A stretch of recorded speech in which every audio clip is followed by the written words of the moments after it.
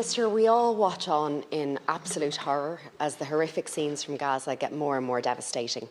Over 23,000 people in Gaza have been killed since the attack in Hamas, and 70% of those were women and children.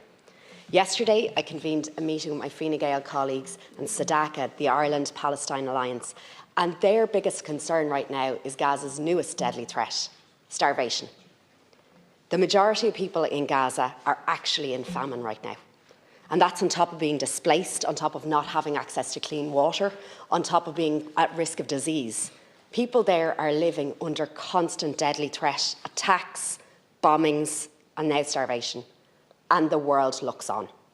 What Israel is doing is so far beyond disproportionate. I spent time in Palestine and I'm particularly passionate about this, and I'm proud that Ireland has been a lonely voice on the international stage in support of the people of Palestine, but right now it's South Africa's voice that is lonely. What is the government's response to the South African court case on this? Minister. Look, Deputy, I agree with you. What's happening in Gaza and indeed in the West Bank as well. Now, Gaza is extreme, it's horrific, it's horrendous. It's totally and utterly disproportionate. It's outrageous what the state of Israel is doing. The violence that is, the destruction of Gaza, the killing of women and children and men, young people, and really bombing Gaza into oblivion.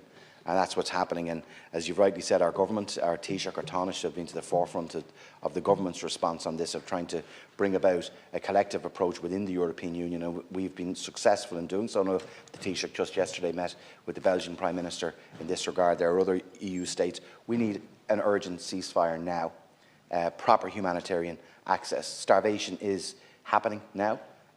Ireland stands against those illegal actions. Deputy Brian.